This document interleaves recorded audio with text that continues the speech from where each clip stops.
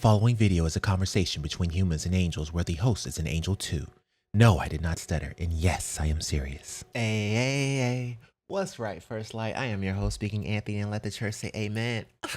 Amen. Hey, with the head cocked back, I almost lost my contact. The Genturiki AAA of the First Light, ability user, enlightenment, class, oracle. He can talk to angels, so now angels can talk to you. In my headset, and today we are actually going to be talking about something that's currently happening in the world now, which is going to be the issue with the SNAP benefits and losing the ability to get food at a discount. I'll just put it that way because probably kind of depends on the person, but because of the shutdown and things of that nature. And I don't, the best thing I can do here is kind of help shine light on it and listen exactly what's happening and kind of give my perspective from our side of it. Even though, I don't really get into politics per se. I don't know. Why don't you get into politics? This is a very good question, because people are going to ask you to pick a side. Why don't you pick sides? Because picking sides means that I choose. No, it doesn't. Just you picking a side means your human form signs more on their side than the other. But what will that mean in this world if you pick the side? Oh, I see what you're saying. There you go. You don't even know why you do it. You just do it. But why do you do it? Because if I pick sides and this current predicament and climate in the current political universe, they will see me as the enemy, correct? And nothing you say will be valid or void. Or void. Everything you say will be voided. And nothing you say will be valid. Oh. Well, yeah. Correct. I guess I never even really thought of it that way. I just don't want to pick sides because I don't want people to think that I am particular to a particular side than the other. You are. You're very partial to a side that errs on the side of life. Because we err on the side of life. Because we love life. But that's normal. But we also side with people who feel that they are having an injustice placed upon them, if they really do. So, we are conflicted, and so are you. And because of that, you don't get involved.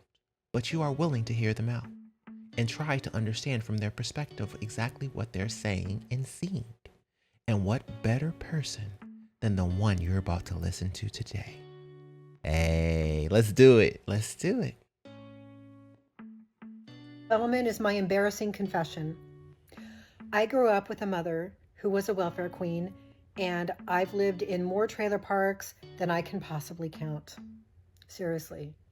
I had a very horrible childhood, very Charles Dickens childhood, and I was in foster care for 4 years. So we're going to talk about the SNAP benefits, because guess what? Your friend here, Naomi, I am the one here to tell you that I know exactly what it's like to be on welfare, to be a child on welfare, to have a mother who is a welfare queen.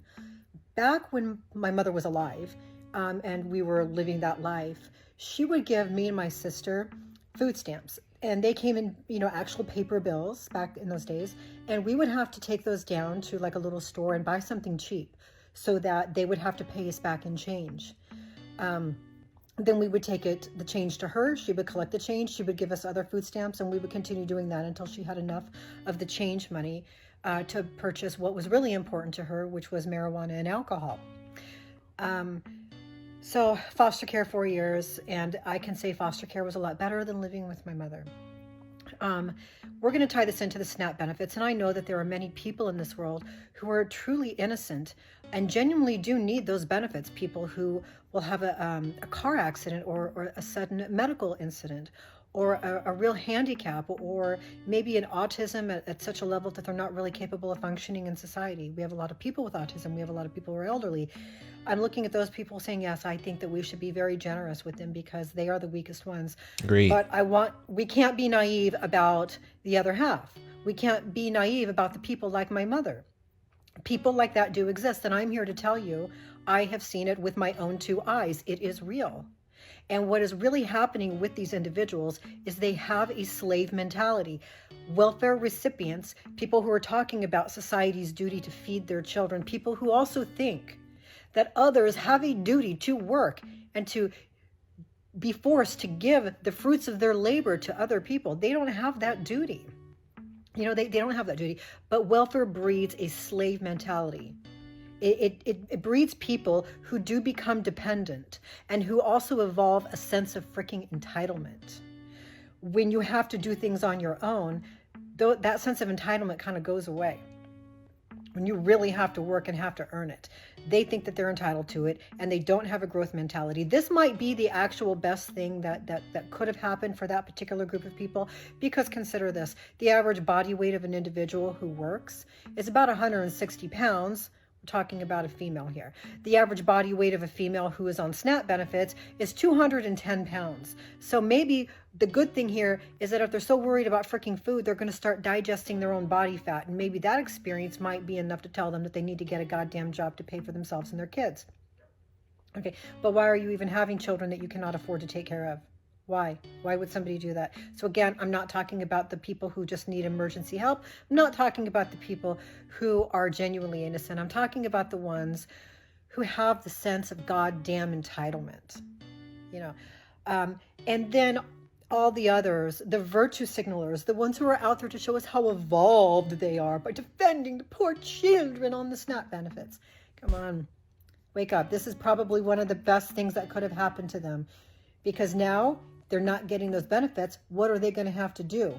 Yeah, they're going to have to start thinking. And there are many ways of making money that are legal and right. You just have to be a creative thinker and have something called a growth mindset. Yes. And most importantly, understand that no one has a duty to pay your way for anything. Nobody. And everything should be earned. Nothing should be free. This, ladies and gentlemen, is my embarrassment. Preach. Oh my goodness, preach. I'm so glad. First of all, I want to say thank you to the other side for giving her one hell of an introduction. We do our best. She deserved every minute of that. She ate that all the way up. And yeah, that was very well said, very eloquently said. So shout out to her, Naomi. Wow. I'm so glad. I didn't even know that intro was awesome. And so for her, well, let's see. SNAP benefits and people with and without a growth mindset. Take it away. Okay, so from my perspective and looking at that and seeing it firsthand, seeing it secondhand, and seeing what it leads to. I always try, it's almost kind of sad that generally within our culture, we tend to mind our business a lot. And because of that, we don't get involved in certain things because we want to kind of just go our own path. We don't want to try to get into business that does not concern us. And because of that, it puts us in situations where you have a person that is relying on someone else or the government, and essentially, in this case here, in order to pay their way. And the moment the government decides, I'm not going to do that, now it's a problem. You know what I mean? And now your argument is with everyone. So now you're robbing, mom and pop shops, and you're now hurting others and breaking in and stealing TVs from people that have nothing to do with this, because you consider everything to be the government, regardless if it's just a person that just started his first business and he's just a part of a business chain.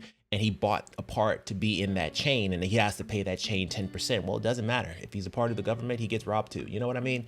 I think that is just, it's just too much. You know what I mean? And if you have an issue with a government that, has taken away your benefits, then I would suggest having a second option instead of the government being the only one. Now, I understand that is hard and difficult, and I will do what I can to help there when I am in a position where I can. But I think that having one source is never a good thing. I think having multiple sources is where you want to be at just in life, because life can be lifing and life can do a lot of things that can take you away and put you in different positions to be successful and unsuccessful if it means being more successful in the future. Amen. Good job. For us, when it comes to benefits and it comes to SNAP or whatever the case may be, we never want you to depend on the government because the government wants to control you. They want to take things away from you. And they want to take things away from you because they are doing exactly what we gave you, and they are wanting to take it away. What is that thing? Free will. Exactly. If you exercise your free will, you are a threat. If you do not, you are not a threat.